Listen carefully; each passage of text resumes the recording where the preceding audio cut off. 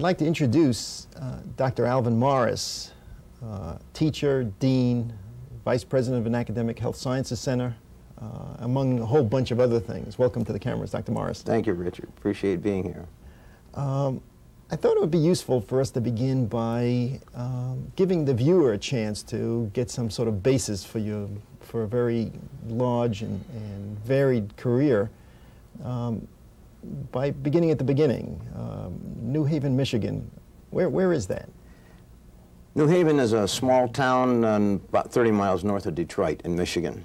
And it's a farming community, and I grew up on a farm a couple miles out of town, and had the opportunity of being raised in a rural culture and background, and learned a little bit about hard work, I reckon, in the farm environment. And then my contemporary, we were caught up with World War II. And so I enlisted in the Army on my 17th birthday after graduating from high school, and left home at age 17 and never returned, really. Had a period of time in the Army and as an enlisted man, and Army Specialized Training Program, where I did get some of my education. It counted as credits. And then the infantry and overseas just as the war had ended, and was in the Army of Occupation in Germany and France for a year, and returned home then after serving my country on foreign soil, and was in the mood to get on with my life. So the first thing I did was marry a woman at a young age, but as a girl who I'd gone through my life with through high school, and felt probably prematurely mature, and decided that we wanted to get married, and did that. Started finishing my pre-dent at the University of Michigan then. To give you an understanding of how it all began, I'm almost embarrassed to tell you that from that time we married, it was 11 years before I became gainfully employed. We spent those 11 years and had 3 children before I finally got through with all my education and so forth, and decided to go out and begin supporting my family. So that's how it started. Yes. So this lady supported you all those years? She did indeed, in many, many ways. Yes, indeed. Doing what sort of things? I was a pretty intense student, and we had, I fortunate to intern in the service, and then I had a military, a couple years in the dental corps at Fort Belvoir. And then went to Rochester for graduate training, and during all of this time, your wife was working at? Was having children, and working before our first child, Jeff, was born. So she was about 10 months pregnant, and then from then on, by arrangement, she did not work, but she was more than busy supporting me and being mother and father to the children. One morning, I was in Rochester, I remember, and decided I was leaving for the lab, and walked down the walk with my 2 boys, and they turned right and went to school, and I turned left and went to school. I said, it's about time I quit this. That's right, I didn't get a job. Well, let's go back to that military time. You enlisted in the service, and at what point did you decide that you were going to go back to college or do something off the farm? Going to college was never a matter in question. My parents grew up in eastern Kentucky as mountain folks, and my dad went up to Detroit City to join the automobile factory, but my mother was a school teacher back in eastern Kentucky, but they had a special value they placed on education, so there was never any doubt in my mind or my sister's mind that whether we were going to go to college or not. That was a given, not even something you thought about.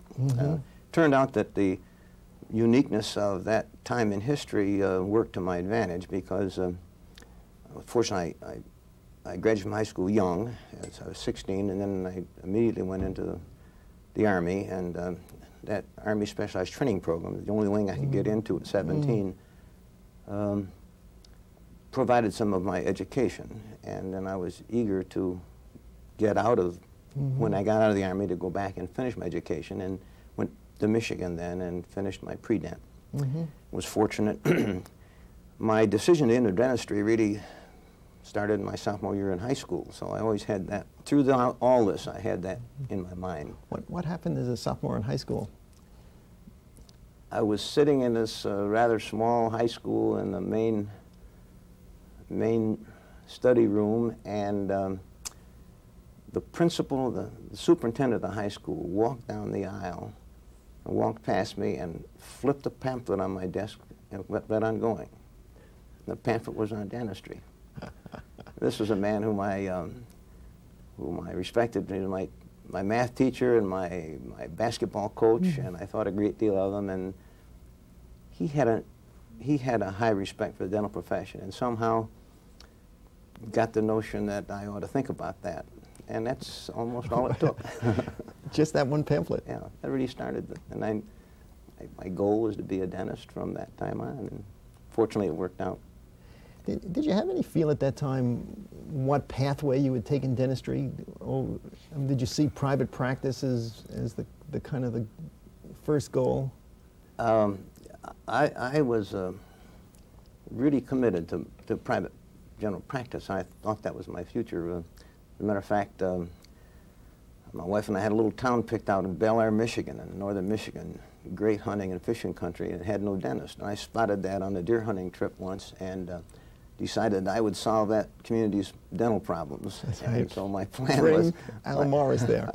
My plan was to graduate from dental school and go there to practice. Became changed a bit. We had our second child, and my GI Bill was running out, and there was a program for the military available where you joined the Army as a senior in dental school, and you were a second lieutenant in medical service corps and got the pay and benefits of a military officer through that last year, but then you owed the 2 years. So that diverted my plan a bit. And when we finished at the University of Michigan, I was fortunate to be assigned for, well, I owed the Army 2 years, but in addition, I applied for an internship. It's interesting in history, this is 1951. At that point, there was no internship other than military east of the Mississippi River, for example.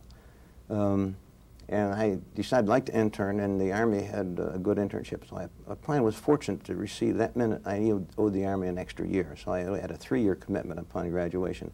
Fortunate to be assigned at Letterman Army Hospital in San Francisco. Subsequent to Fort Belvoir, Virginia, where I did oral surgery for 2 years. And maybe I'm telling you more than you want to know about this.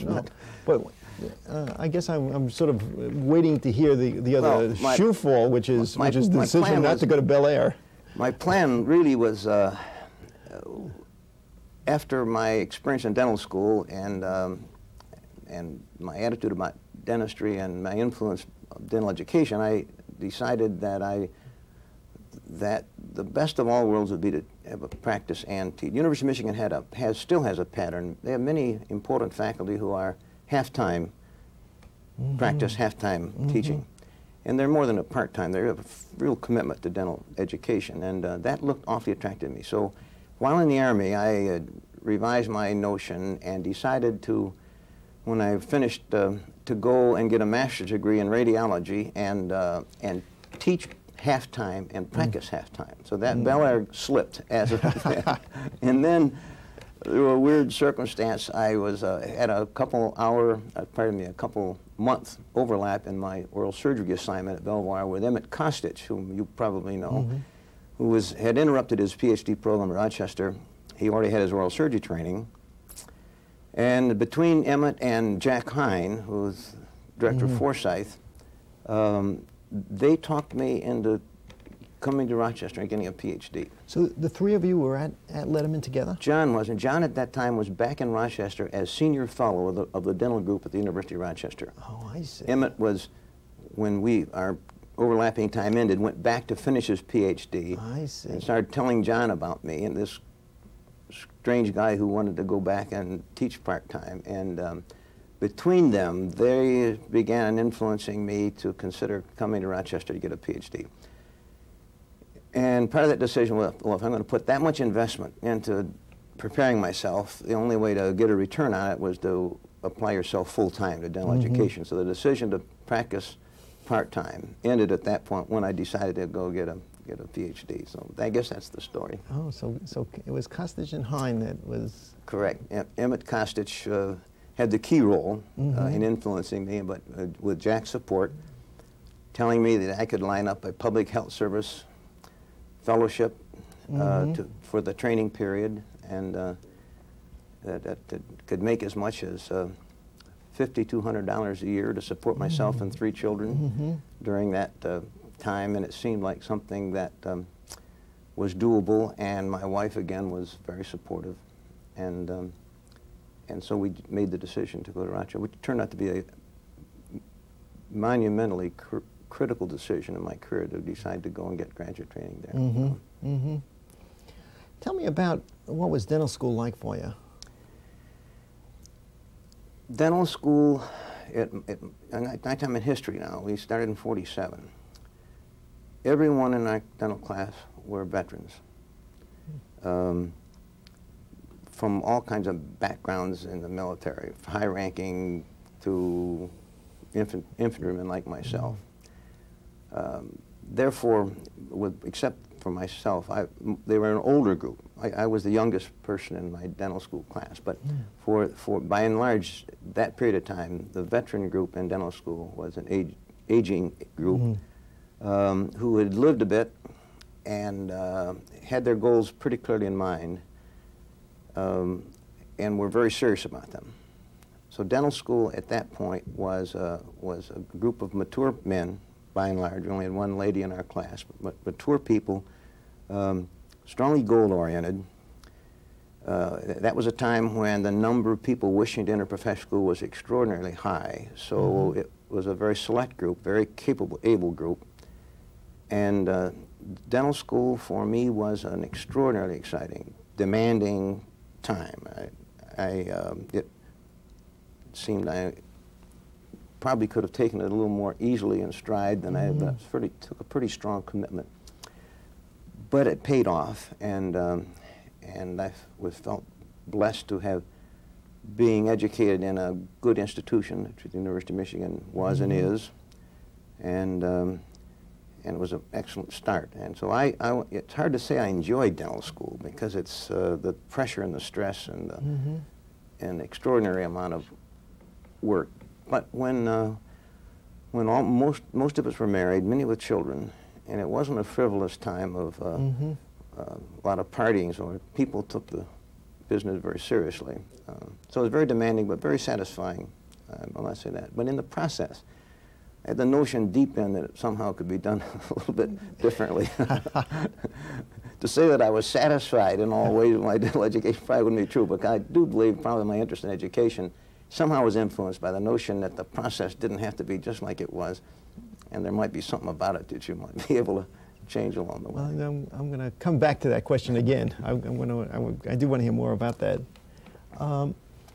You get your PhD out of Rochester, and now you've decided it's time to find a job. Reluctantly, I had to agree. The job market dental education was expanding then, as was all higher education, and the opportunities were good. And I will say that at that point in history, there was a great interest in people coming out of the Rochester program. Dentists with a PhD, formal research training, were not common. I believe at that time, I think I was the 50th or 51st dentist to have ever gotten a PhD, and this is only 1957 now, so you can understand historically now there's so many well-trained dentists, but then it was unusual, and so people looking for faculty looked first perhaps at Rochester. So as Rochester people came off the line, they were absorbed into the system, and I had fine opportunities to. My PhD was in experimental pathology, and I formally trained in pathology, and some of the opportunities were in pathology, but I had a rich experience in oral surgery and enjoyed patient care, etc., and wanted to be closer to the patient than a microscope.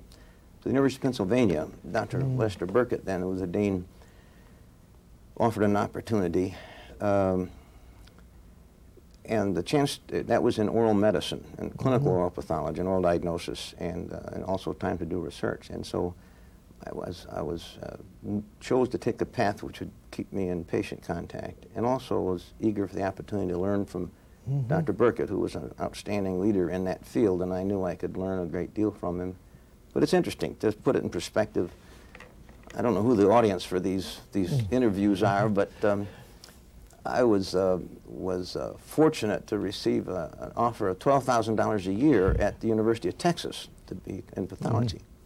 The two are related because we took a car trip and looked at both institutions, and Dr. Burkett came through with a strong offer of $7,500. And was that the salary? It's almost the salary, and it's almost an embarrassment to admit that that I would do this to my wife and children, but I selected the lesser salary for the privilege of going to the University of Pennsylvania and working under Dr. Burkett. It turned out again to be a superb decision as far as career was concerned, and somehow we survived it. Yeah. But when I talk about the support I got from my wife, you begin to appreciate its depth. That's right, and $4,500 at that time was probably a lot of money. Oh my. Yeah. And just to add, one little personal note is where you and I met.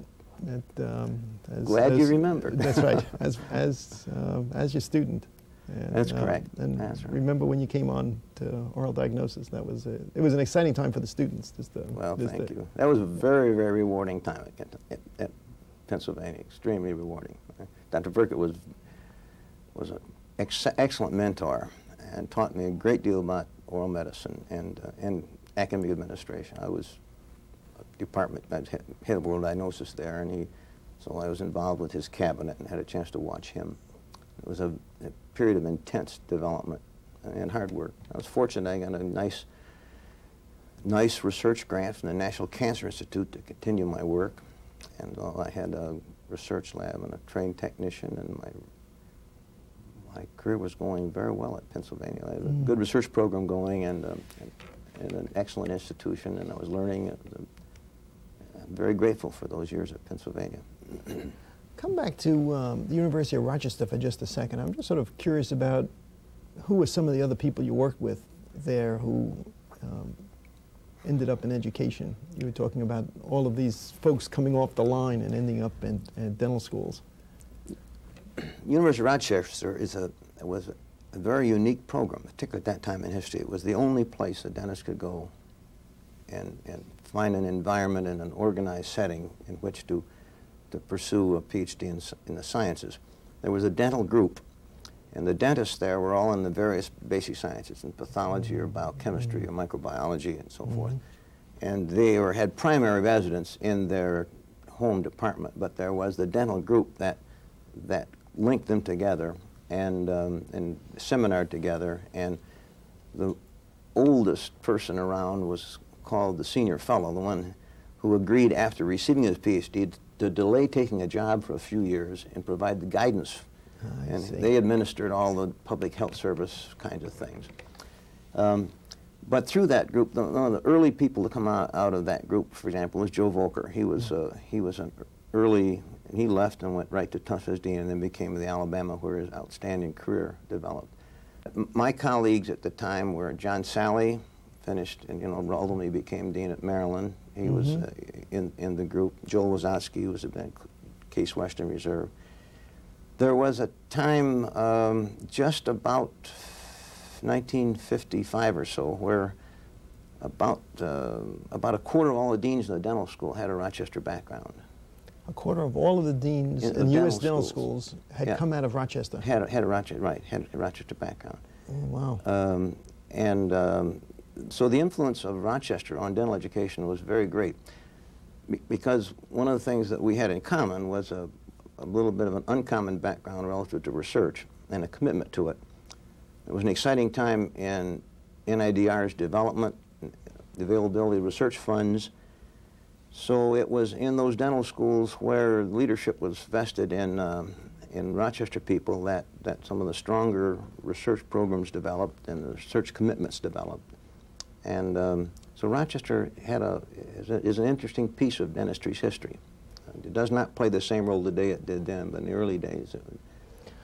It's interesting that all of these folks coming out of Rochester with strong science backgrounds ended up as deans. And maybe you can reflect on that both in general, and then you can talk about your next step, which I know was to also become a dean.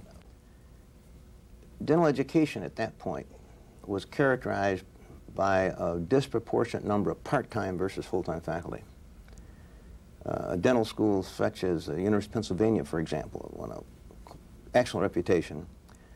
The real leadership of the school was vested in maybe 15% of all the faculty who were full-time, the rest who had private practices, and so there weren't that large a number of full-time people. And when Rochester-trained people joined that group, there were opportunities for them to provide leadership and opportunities for them to make contributions.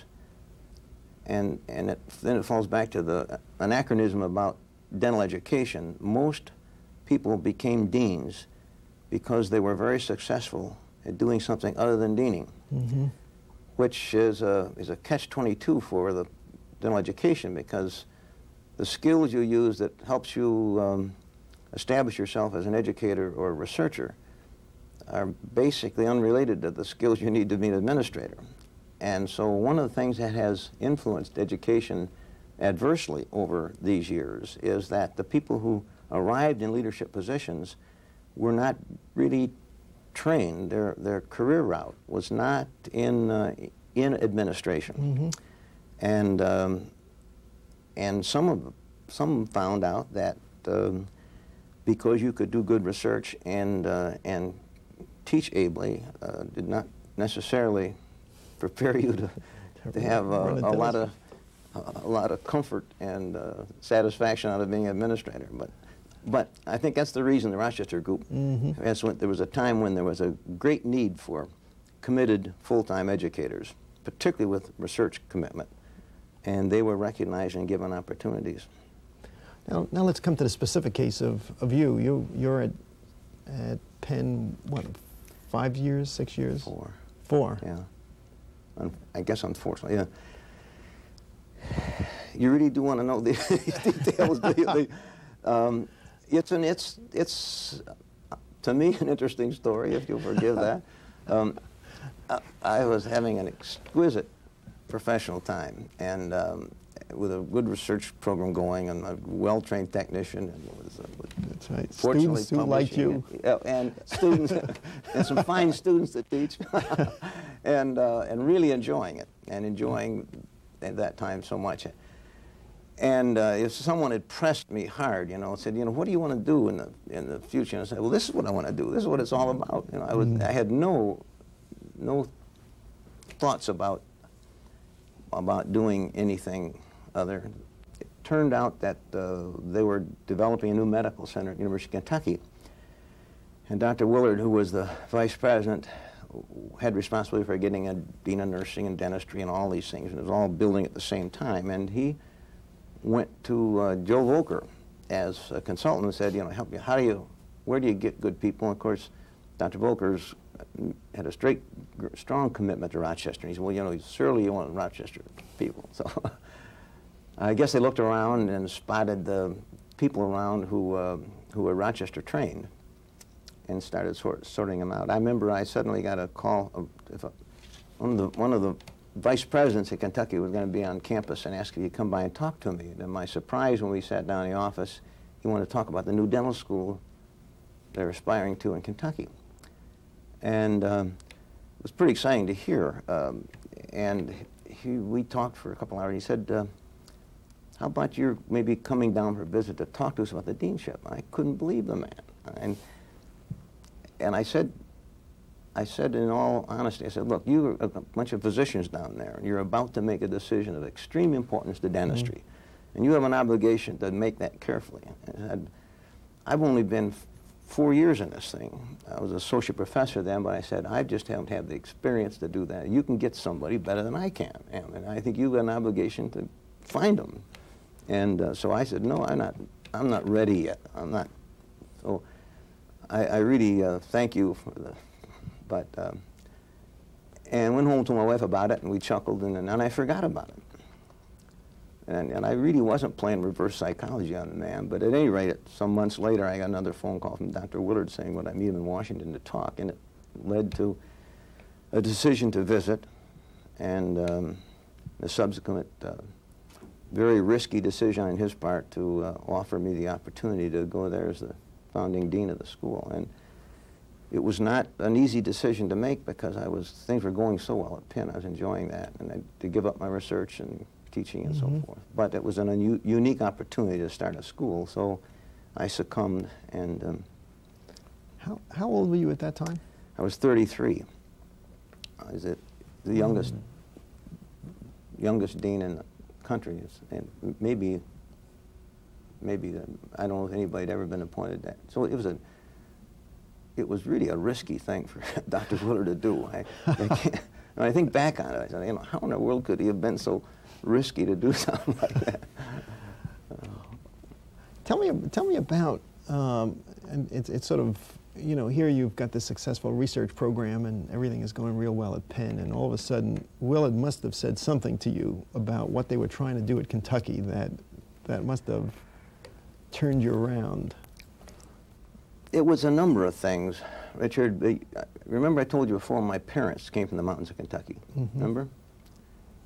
And so I had Kentucky roots, and all my childhood we went home at Christmas. I mean, over the summertime, the summer vacation, I visited my aunts and uncles and grandparents back in the mountains. And Dr. Willard, who had a public health background, was way ahead of his time in medical education. And his commitment was a health center to benefit the health primarily of Eastern Kentucky.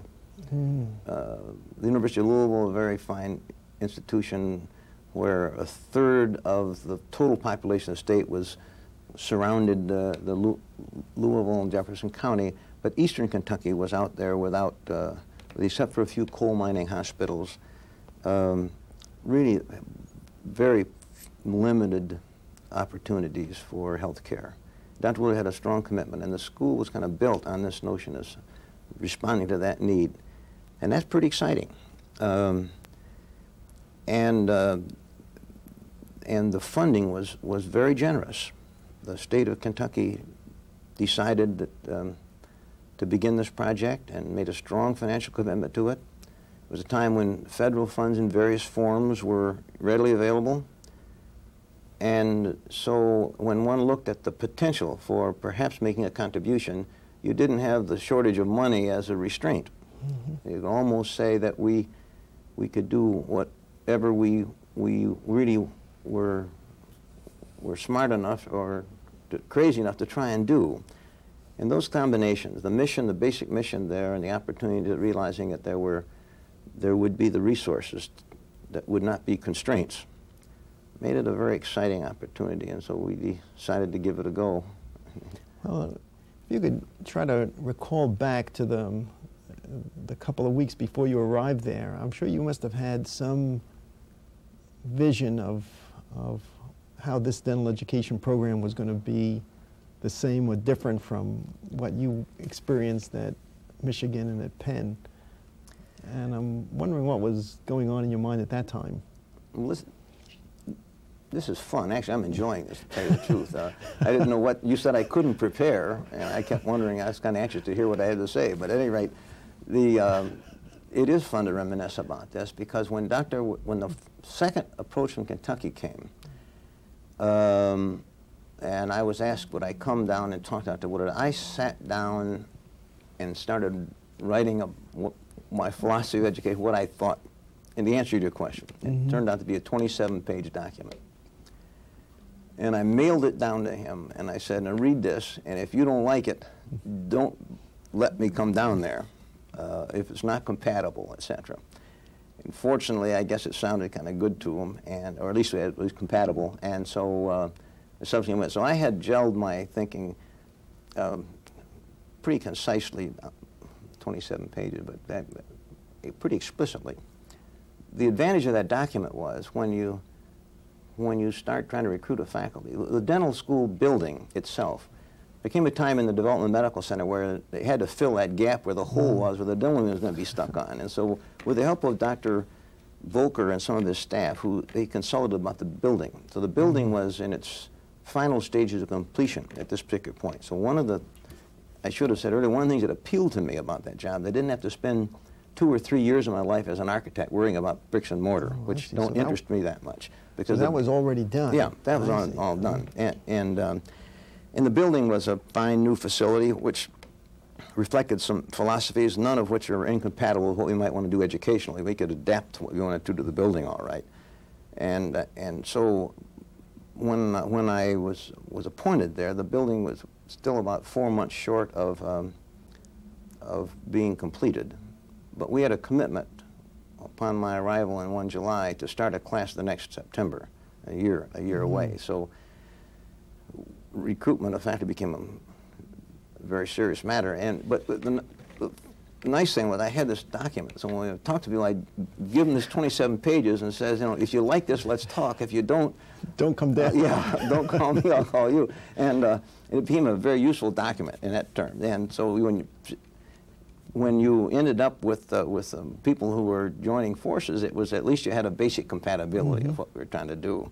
We introduced the concept, the technically capable, biologically oriented, and scientifically committed, that triad, technically capable, biologically oriented, and socially sensitive. Those were our triad. Technically capable, biologically oriented, and socially sensitive. Those were the 3 words, and they just come out with dentistry's logo, like Delta. So we put technically capable, biologically oriented, and socially sensitive around it, and that was a basic philosophy. Now that was in the 27 pages. Oh yeah, but to put in perspective, there was no such thing as community dentistry at that time. There was one article published that spring by a very prominent public health dentist, Phil Blackerby, who was in the Rochester program, and he said, "Why not a department of community dentistry?" He had read the medical literature, and Dr. Willard, before he came there, where he was dental dean at Syracuse, had started the first department of community medicine. And so the whole bit of social sensitivity to dental education and the concept of behavioral sciences in education and community dentistry was just about ready to emerge, and we were able to pluck that bud at that time and come online with something that really had not previously been a part of dental education. So we created the first department of community dentistry, and Wes Young was our chairman of that. And we had a strong commitment by the people who came on board for support of this.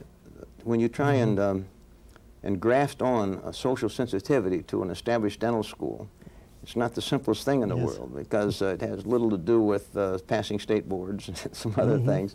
But when you start and build it in as an integral part, the other thing we did at that point, which was a bit unusual, I say we, with the core faculty people who get the credit for what happened, Harry Bohannon and Steve Dacey and Mike Romano and Roy DeRocher and I were the core faculty. We're the ones that arrived that first time. But we agreed we were going to have a periodontally oriented curriculum. If you put that back in history in '61, that was, it was again a time when, partly reflecting the biological orientation, but periodontics was just beginning to really emerge, and people were beginning to take it seriously. And you remember those days at Penn when Walter Cohen was running the perio program. You remember what it was and what it wasn't back in those days. We decided we would have a periodontally oriented curriculum, which has very broad implications. And if you bring along a chairman of restorative dentistry who agrees he's going to join a periodontally oriented curriculum, you're probably recruiting a bit of a different kind of restorative dentist, or a prosthodontist who is willing to say we're going to be a periodontally. So we were able to introduce some concepts into education right there, and the timing just happened to be right to do that. And we had the privilege of sort of helping boost that piece along. Did you have any sense about, I know the innovation of bringing the community dentistry in and the emphasis on periodontics, but I'm wondering about the process of education. I mean, how you, what you experienced as you were a dental student at Michigan and teaching at Penn. Did you see how the education would be delivered would be different at Kentucky? Yep. This is going to sound strange to you, but I was never convinced you had to treat a dental student like a dental student in order to make education successful. So we had a strong commitment we were going to treat dental students differently. And so we called them doctor, the first dental educational institution to do that, which offended some people terribly. But we called our students doctor. You know, they were always addressed as doctor in front of patients and so forth. And then we gave all the students a key to the building. Every dental student had a key to the building. As you come in, to go to the laboratory and go to his workbench and go at any time that he wanted to, at night and day. And everyone who read that 27 pages understood that it was going to be an environment where we placed a high value as a human being on a dental student, and the dental student did get credit for the fact that he was the reason we were there. And that was pretty strongly influenced as they recruited secretarial help, etc. We made it clear that this secretarial help had to be a part of that philosophy, because, you know, as you know, secretaries can abuse dental students pretty badly, etc. Almost everybody can. That was one of the things. I could embellish it more, but it's not. But that was a serious commitment.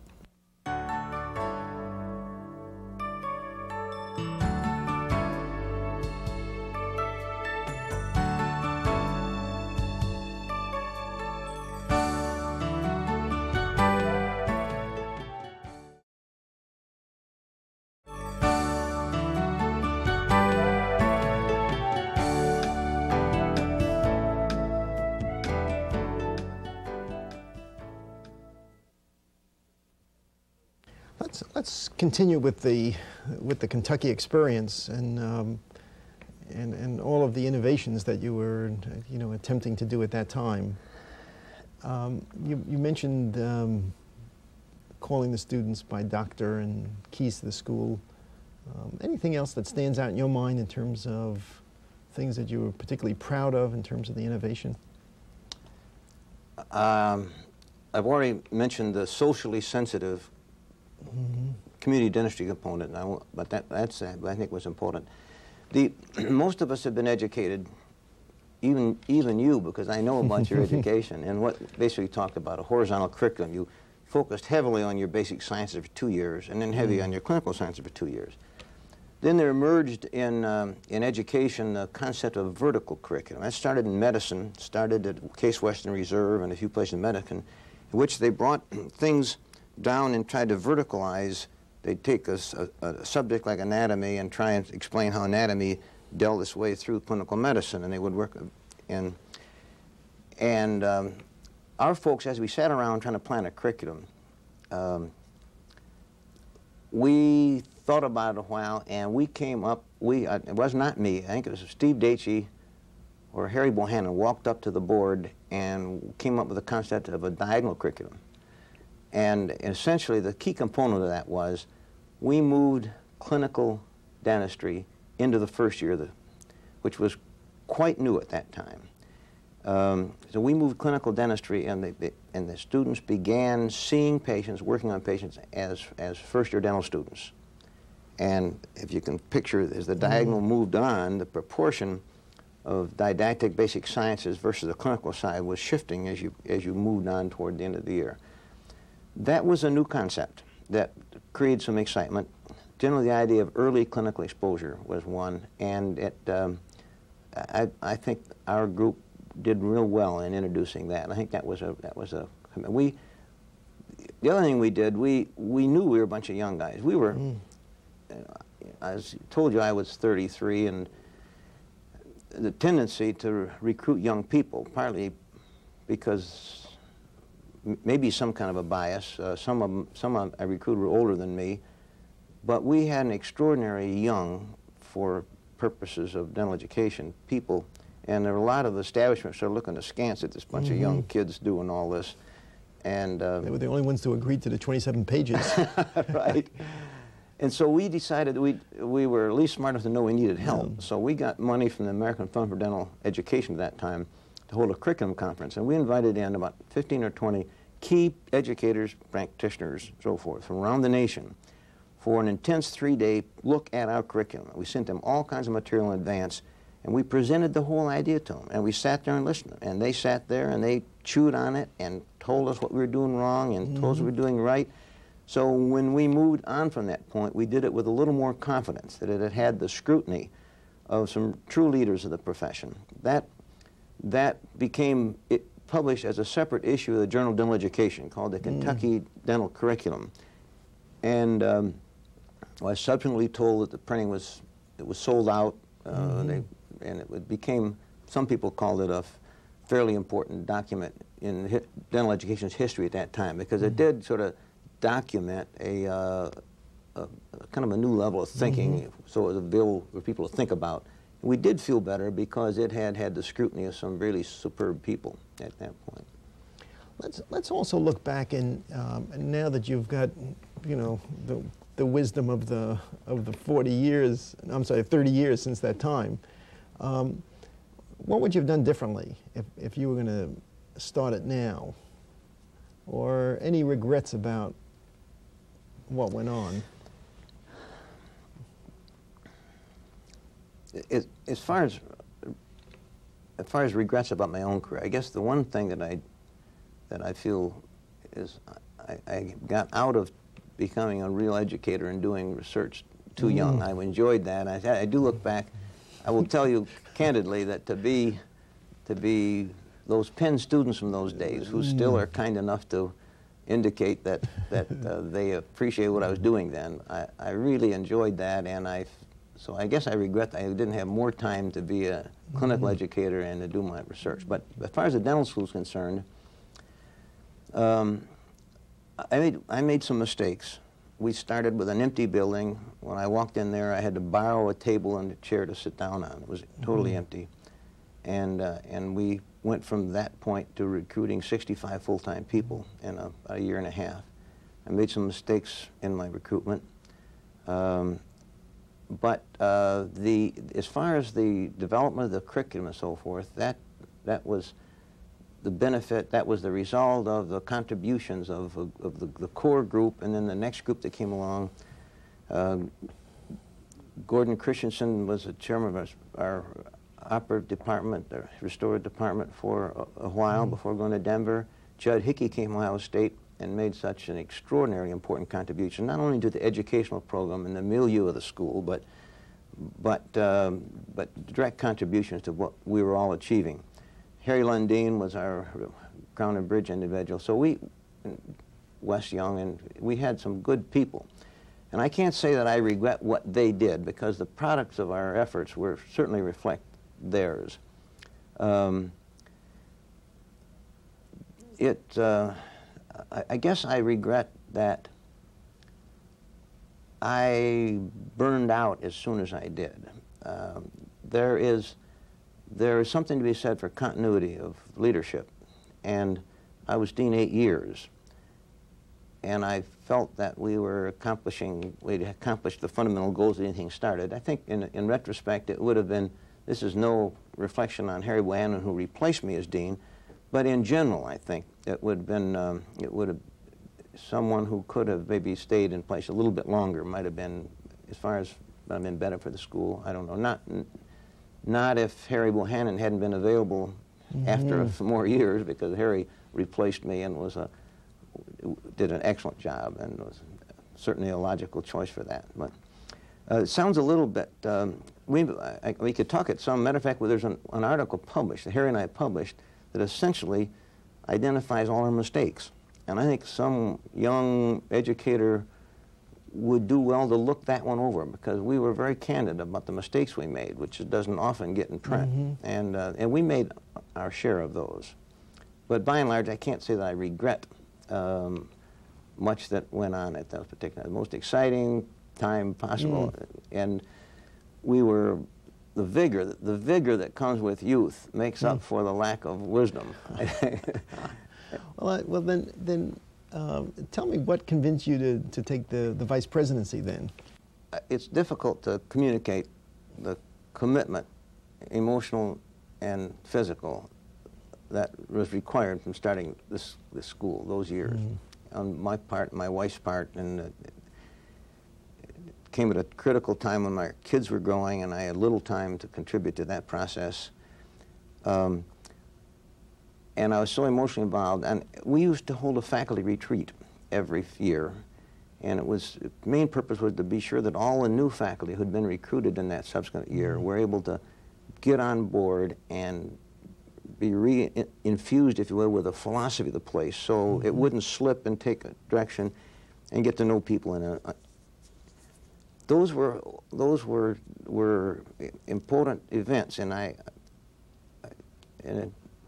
put a lot into them. I remember going home in October from that last retreat, and I told Darlene, I told my wife, I said, I can't do that again. I can't get myself up emotionally enough to do that again. And I realized I was burning out. It's a word I didn't hear for 10 years later, but I was sensing it. And then just at the time when I could have gotten maybe more comfortable in the job because we had it rolling and so forth, after the intense period of unreasonable days and hours and intellectual commitment and so forth, I couldn't gear down. I couldn't be comfortable with myself gearing down. And so I felt if I can't give this much, I've got to get out of the way. And so I went over and told Dr. Willard that I was going to quit the deanship. I didn't know what I was going to do, but I told him this is my last year. I want you to know that. I literally, well, it turned out that he asked me to become assistant vice president of the medical center, which was an opportunity I was happy to have, and I still had a strong commitment to the place and the institution, etc. And also was, Dr. Willard had some health problems at the time, and so I had some experience in essentially running the medical center for a brief period through a budget period, etc. Then our institution changed presidents, and Dr. Otis Singletary came from the University of Texas to become the new president. And he had no history, no health background at all. He'd never been in an institution with a medical school or these things, and somehow he thought that it might be a benefit to his budding administration to have somebody in the top administration. And so he offered me the #2 administrative spot in the institution, and the title of Vice President for Administration, and joined him in his and spent the rest of my time at Kentucky, not as vice president of the health center, but as vice president of the university. Of the university? Of the university. So my office kept getting a little farther from the dental school, but my heart didn't, because I still had opportunity to do things on the national level in dentistry. But So the dean's job was tough, and then you took a bigger job. It's harder to be a dean of a dental school than it is to be a vice president of a university. Because your level in the deanship, you know that if you do the right things, you can make a difference on what happens in students' lives. When you're up at the top of the 20,000 institution, you're so far removed from that student that the burden of accountability isn't carried on. You're accountable for a lot, and you're blamed for a lot, and you don't have the authority to go with the responsibility as far as that's. But you don't carry that burden of saying, if I don't do this right, it's, you know, because you're that far. It's easier. It was an easier job being the #2 administrative officer of the institution than it was to be a dean. The deanship required more, at least of me as a person. I'm going to cover some of the things that you've been doing, I guess, over the last 10 years in terms of a couple of Kellogg projects, but I'm curious if you could talk about who, you know, as you reflect back on who some of the key people, key events were in your career. I welcome that opportunity because because there were so many people that made such an important contribution. I have mentioned a lot of them. You've heard Willard, who made that strange decision to hire me, Burkett. When I left dental school, I went to intern in San Francisco, and Dr. Shira, Bob Shira, was head of oral surgery there. Oh. And I rolled into town, and my first assignment was in oral surgery with him. And we had a very intense period of time through that. And since I had my oral surgery training early, as I rotated through the internship, I had continuing responsibilities and had the full benefit of Dr. Shira as an educator and a surgeon. And when I left and had my assignment to Fort Belvoir, I remember I reported in with my cigar box with all my amalgam instruments jingling in it. And when I reported in, the colonel said, "I got a letter from you from Bob Shira. He said, 'You're going to be an oral surgeon.'" I couldn't believe it. All I had was my training there. It was the hospital dental clinic at Fort Belvoir, and Emmett Kostich was finishing his time. We overlapped for a month, and I learned as much as I could from him during that time. And then I had responsibility for a dental ward, inpatient care, and for all the outpatient care there. But from there and all the things that happened, Bob Shire was looking over my look, and I can cite many examples of where, I went through my career with Bob Shire's hand on my shoulder. And there are many. He became Surgeon General later, and I became on one of his advisory committees, and we had an ongoing relationship. So I owe a great deal to Bob. I could mention others, and I'm afraid I would want to mention Harry Bohannon, who has been a colleague, not a mentor in the sense of being older, but Harry was a colleague, came with me to Kentucky, went through that intense period. We've shared many, many things. And he's been he's my closest friend in dental education, and a very important person. And I could tell you some important stories about what he has done that's influenced and changed my life and what I've done, etc., and his contributions to it. But I'll let it go there, but I'm happy with the chance to mention it. I guess as far as key events, Richard, I guess the decision to get a PhD, because that changed everything. The decision to go to Kentucky changed everything. And I guess my wife's death would be a key event in influencing my career. Marlene died in 1974 at age 45, but and I guess I've given you an insight into what her contribution had been. But I had a very difficult time adjusting, and I just didn't any longer feel comfortable on our little farm and in the institution and in a community of such size that your total identity was with as a couple. So I decided to leave. And all the other things you're talking about never would have happened. If Arlene hadn't died, I'd probably stayed in, I'd probably still be at Kentucky probably, or I'd be in higher education administration. But I felt I had to get away and kind of start over. So I went and told my president, I'm going to leave. I don't know what I'm going to do, but I've got to leave. And that's why I left. And that made a tremendous difference in my career. I mean, fantastic. From that point on, it's gone on. Is that when you came to Washington? Yes. Yeah. So that was when you became executive director of the... Right. Ed Pellegrino, who had been our chairman of medicine at Kentucky, was then vice president at Stony Brook. And he was on the board of directors of the budding organization called the Association for Academic Health Centers. They had just gone to Kellogg and had gotten a large grant to begin a national office to develop a national presence for the chief administrative officers of the nation's university-based health centers. And they were in a board meeting, and they had this grant had just been approved, and they needed somebody to go to Washington. And Ed, who was a good friend and knew about Arlene's death, and made the judgment. It turned out to be very intuitive. Got up out of the room and walked, picked up the phone and called me. And that was after I just told everybody I'm leaving. And so I said yes, essentially.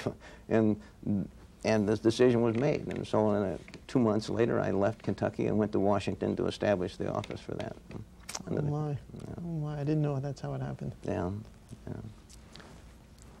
Let me, as long as we're getting over to on this philosophical side, as I mentioned to you, I've been doing a lot of reading about, well, mostly things that you've written, and I really would like to wonder if we could take a few minutes, and I think this will also get into some of the things that was sort of happened post that Association of Academic Health Centers. I'm going to refer to this in a few minutes. In 1971, you wrote an article, Year 2000 Dental Education. I just see if they can see that. At that point, you predicted what was going to happen in 2000, and I would like to see if you'd like to take a look at how you're doing after 20 years. One of the things that article taught me was if you're going to don't make predictions. If you're going to prognosticate in a national journal like that, then you ought to have the good sense not to live long enough to be checked against how you do. Well, as it turns out, there was some interesting thoughts in here, and of course, you know, your batting average wasn't bad. My biggest error was a prediction that endodontics had no future. Yes, right. That, you know, my perception at that point on what was happening with the potential for caries control led me to believe that the role of endodontics clinically would be of decreasing importance. And I paid a high price for that in the endodontic community since then. I was wrong, obviously. Well, I want to read a final sentence, though, that I think was interesting, because I really would like you to expand on this, really from a 1990 perspective.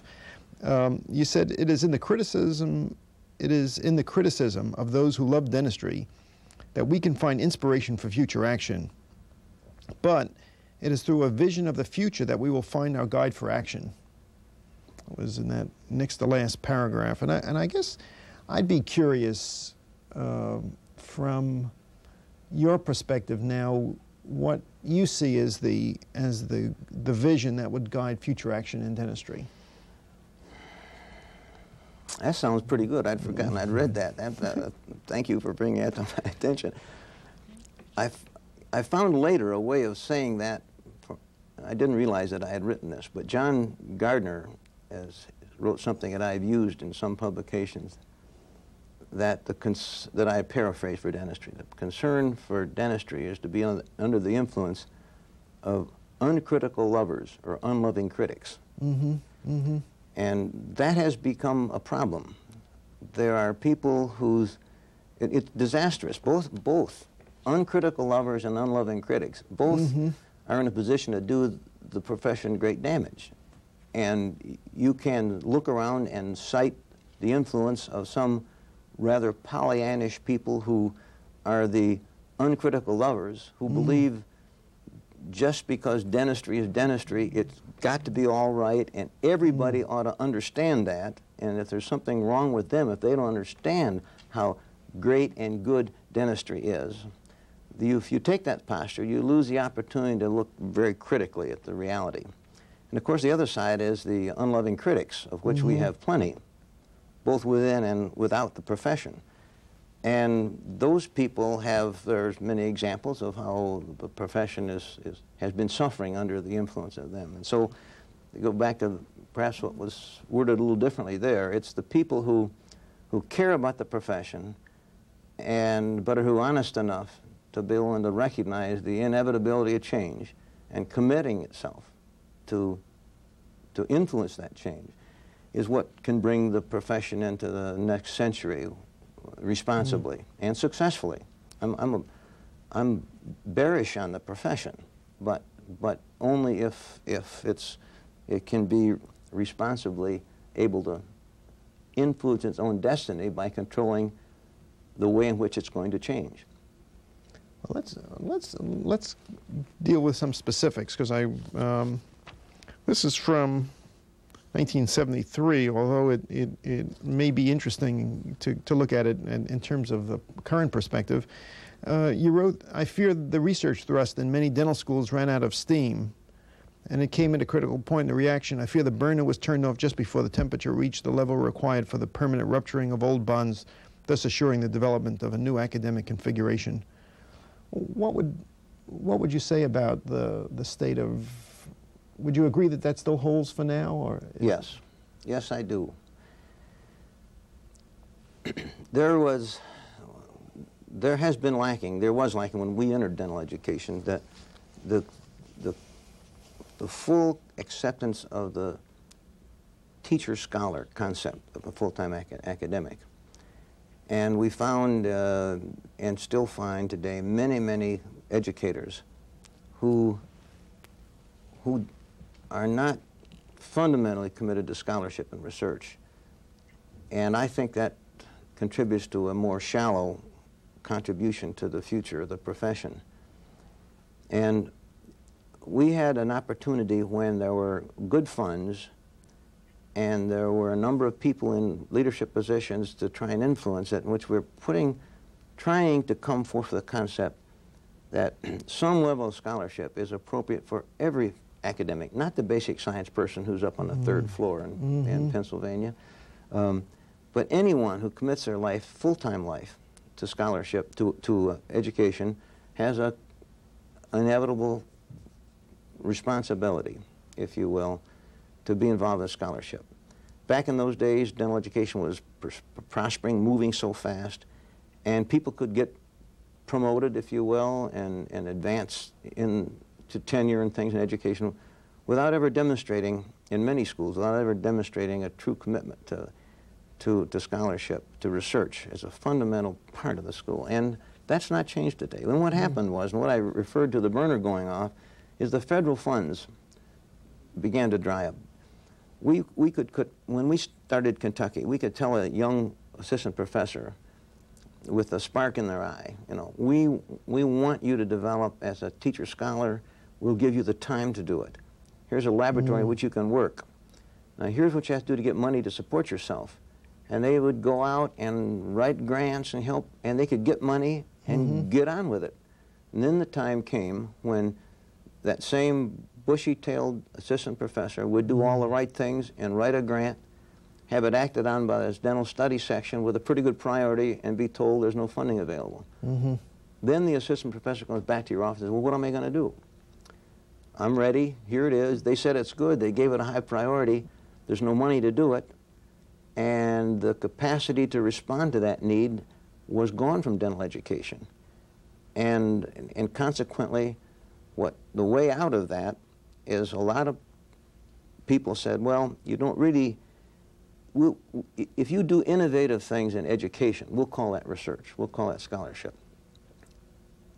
Or you do play around with some clinical questions, and I'm not degrading clinical research, exceeding your point, but you could, it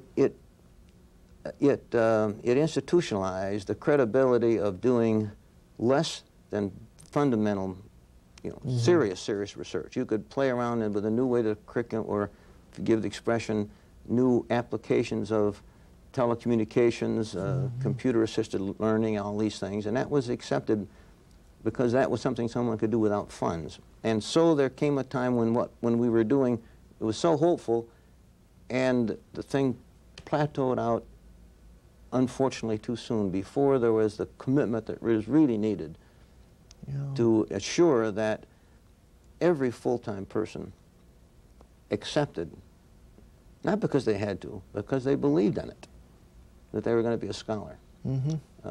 So I still do believe in that. Let me, one of the major projects that you had when you returned to the University of Pennsylvania was a Kellogg project on quality assurance. And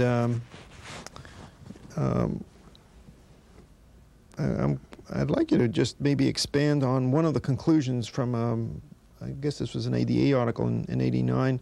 It says, the results provide support for the premise that given a frame of reference for how their practice characteristics compare with those of their peers, dentists will modify their practice behavior. But on the other hand, and I'm just going to continue to quote, the magnitude of the observed changes was modest, however, and of questionable clinical significance. I know that was a big piece of your career, was in this quality assurance project, and I was wondering if you might want to talk more about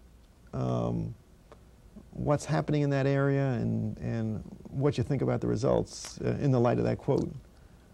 I would really enjoy the opportunity of about 3 hours to respond to that question.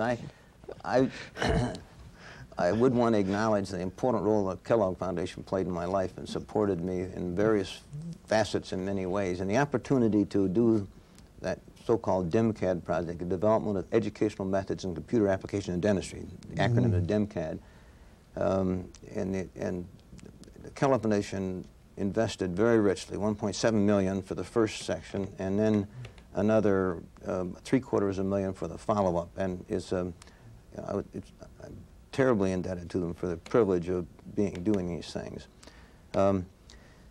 That conclusion was written at the end of the follow-up impact project. We had tested.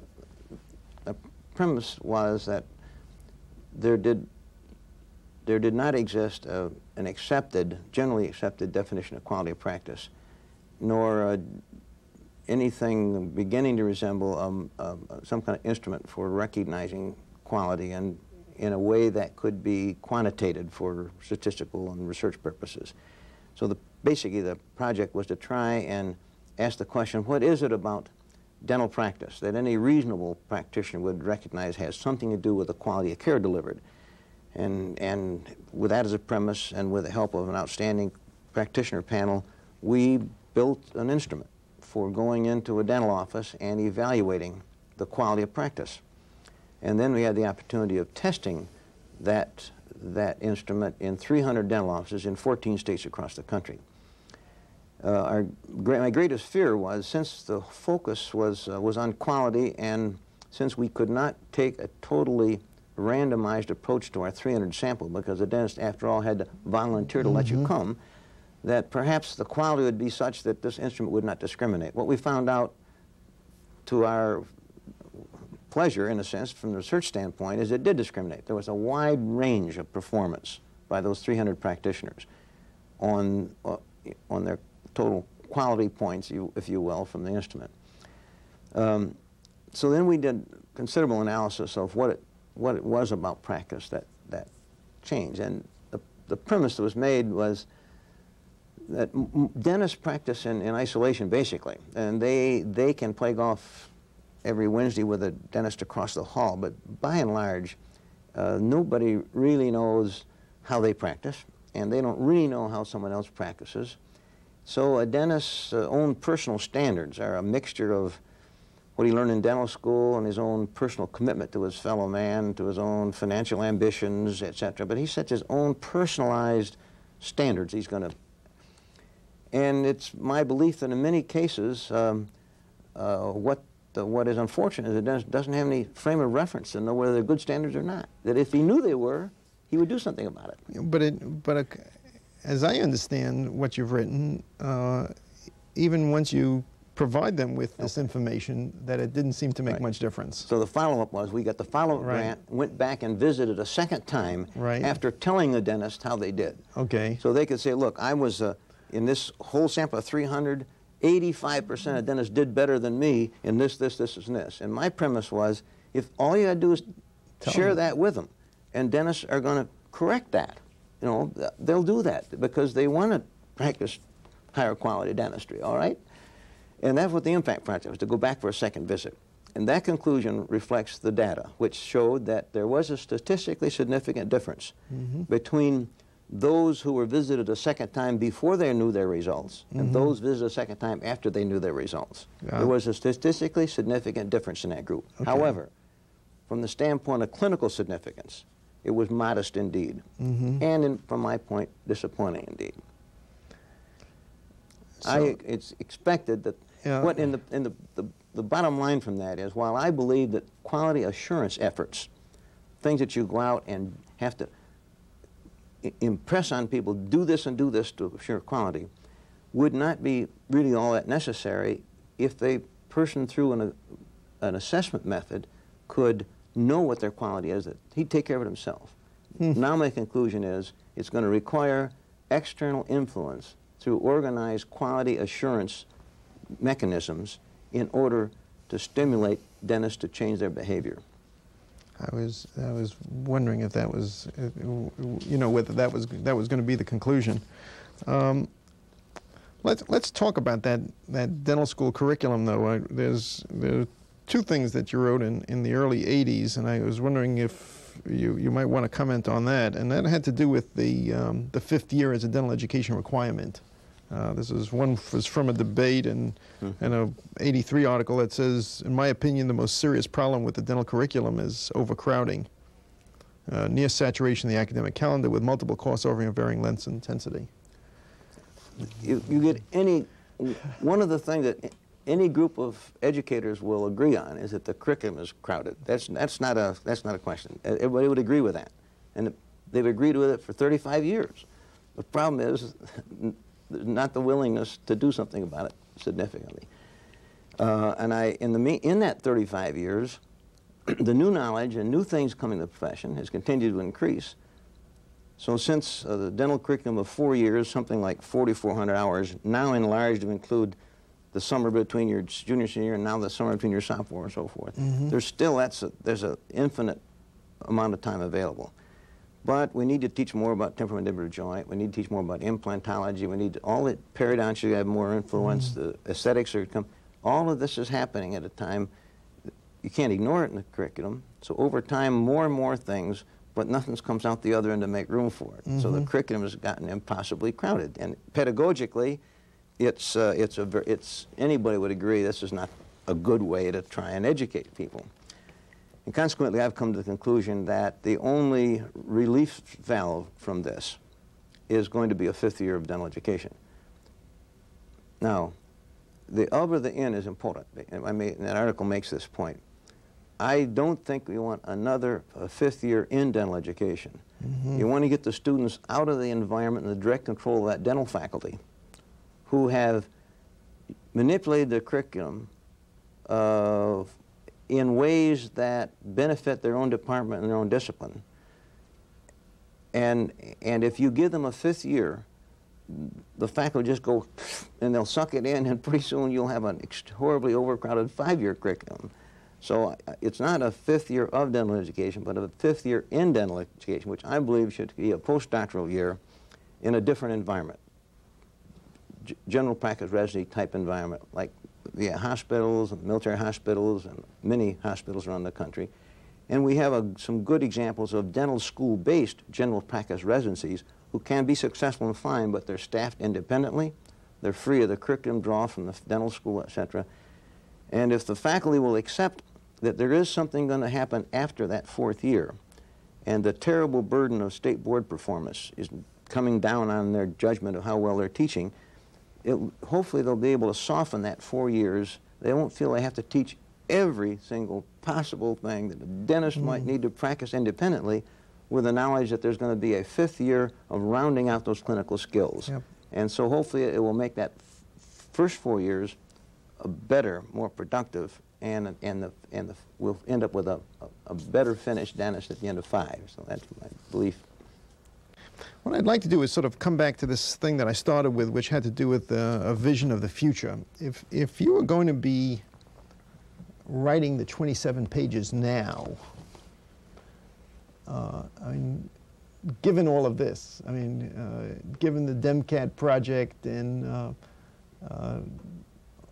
your experience as a dean in academic health center, and what would the 27 pages say now?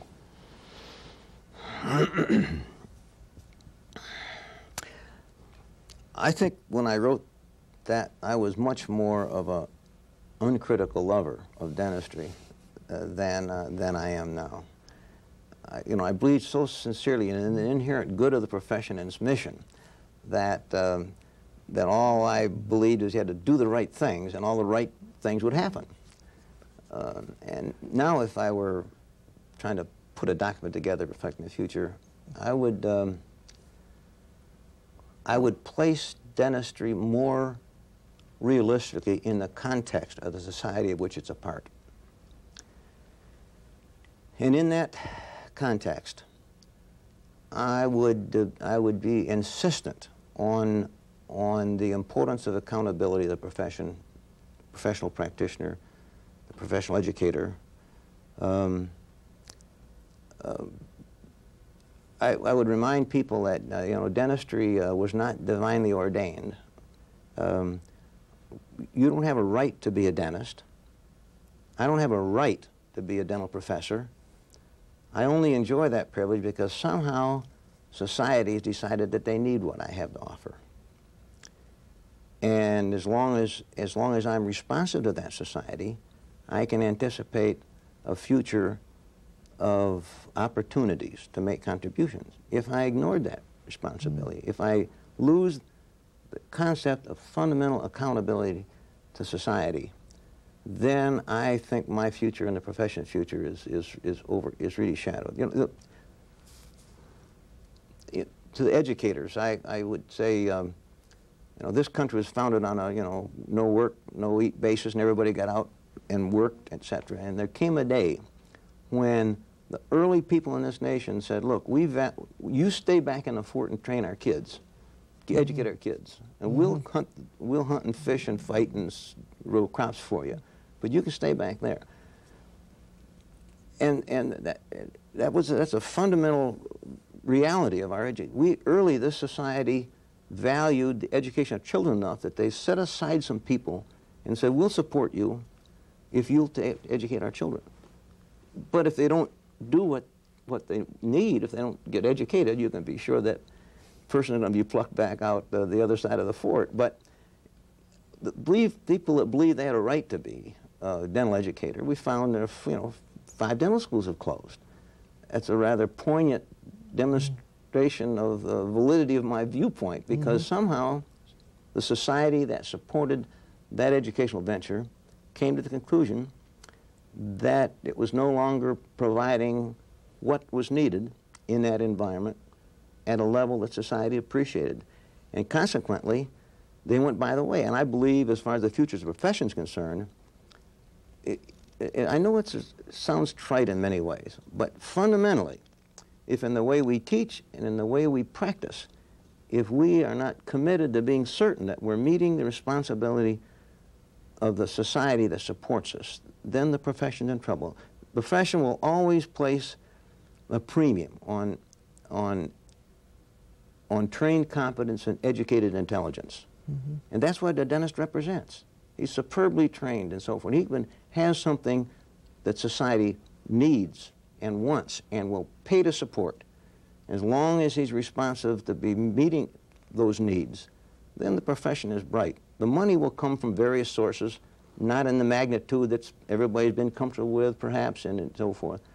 But the future's excellent for a profession who's serving a society who places a high value on oral health. And but accountability is number one. Now, the other thing I would say as I'm writing this thing is, we come to the reality, and that's how I get interested in the quality thing. What it is that society really expects from the profession is quality health care. Now, that sounds trite, but this society has demonstrated in measurable ways its value, the value it places on quality. We've bought European automobiles that cost more than American, more because the perception was that the quality was higher. And we could go through all kinds of examples of this. The American society values quality. And fortunately, that's turning around, and they're finding more quality in American vehicles. But I think what an American public wants is to know that the dental profession is providing quality for them. And I think the profession must get to the point of being able to tell people what quality dentistry is and be able to measure it, not just make fancy talks about we got the best dentistry in the world. You know, nowhere in the world you have, you know, not that kind of self-serving typical testimony before Congressional Congress committees, etc., about the value. We know what quality is. We know how to recognize it. We know how to demonstrate when it exists. And we know what to do about it when it's lacking to any degree. And there can't emerge from a profession committed to that philosophy an approach to caring for the public which I'm confident will be a successful one and will be appreciated and will be financially supported. That raises one other thing, and I just let me read this. Although it's this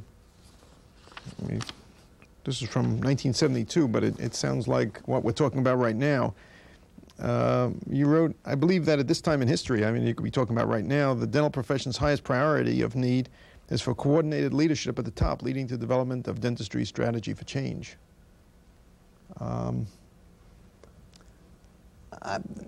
That's a good statement. That's right. And throughout my career, I believe I've been identified as someone who recognized the importance of and the value of a close cooperation and working together of the educational community and the research community and the practice community. And insofar as I've had an opportunity, I've tried to contribute to that idea, because so often, and to a very significant degree now and so forth, during this particular period, there has not been a coordinated view of this.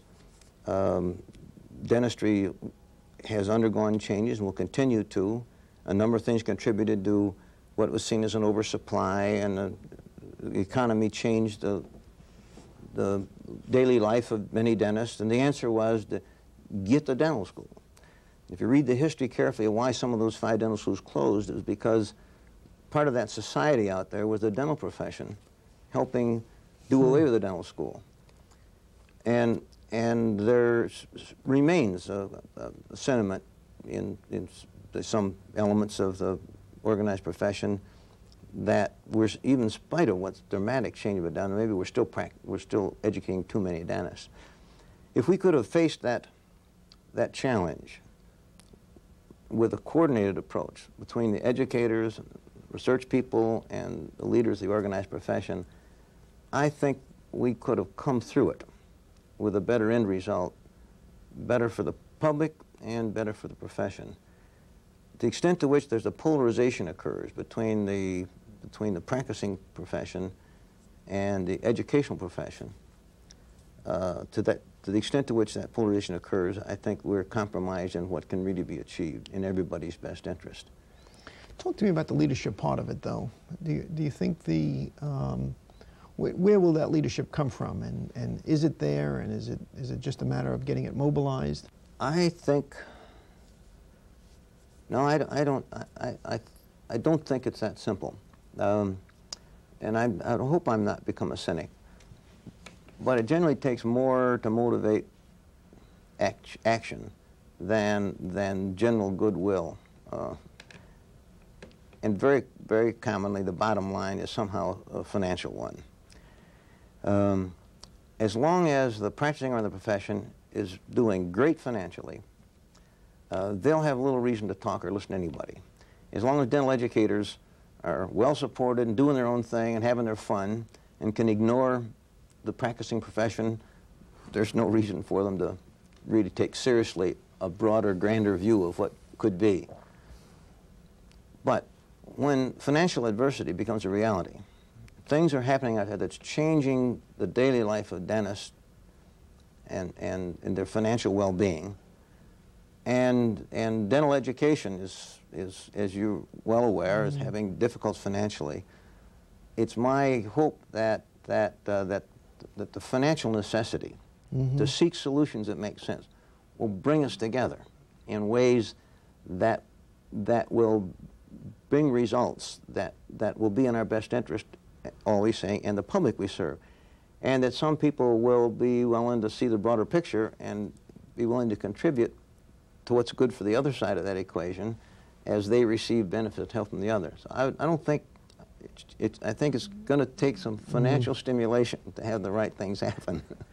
Are you getting ready to write another 27-page no. letter to an academic vice president? No, you know, that leads me to offer you a little bit of philosophical view on that. People have been surprised that I tell them I'm retired now. See, they remember me as a fairly active kind of person in that they would have guessed maybe that I wouldn't have the capacity. But I think it's exceedingly important that they wouldn't think you had the capacity to retire? To retire. Oh, I see. Yeah. Okay. They can't quite imagine. They keep denying that you know, that's really true kind of thing. But I believe, and I said this 10 and 15 years ago, and now I've demonstrated in my own life, I think it's a time to get out of this thing and pass the gauntlet along to the next generation.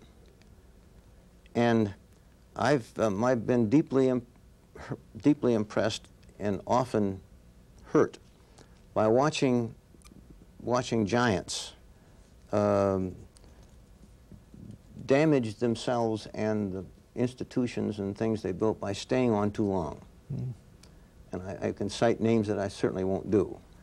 But it's a common pattern for people like me to somehow believe that we're wiser, we know more, we've done more. Consequently, we'll let that profession out there continue to benefit from all our, you know. And so out of a sense of largesse, we're going to stay around and tell people what to do. I think it's important that's passed. I don't think I should write any more of those documents. Mm-hmm. It's time to pass that on to some other bushy-tailed 33-year-old to write. And I honestly believe sincerely that I've been blessed with a marvelous excitement and a career that's been so good to me. And I can't tell you how excited I am and thankful and grateful I am. But it's clearly time to get out of that. And so when people ask the kind of questions you do, I give them my little talk about, I really do believe that the profession will be better served by people like me getting out of the way. And I've managed to do that. And I'm going to enjoy this with my second wife, Beverly, who's been a marvelous enrichment to my life. And between us, we've learned that there are some things to do in life that are more fun than working. And while some of my colleagues seem sort of apologetic about being retired, I'm not apologetic at all. I'm pleased to be, and I think it's appropriate that I be. But I will tell you sincerely, from that retired desk, etc., to be tapped to come back and share in this program is very meaningful, Richard. I didn't expect it or deserve it, but nonetheless, it's a great treat to be here. Mike, and it's been our pleasure. Thank you kindly. Thank you very much. You bet. This was just delightful. It was fun.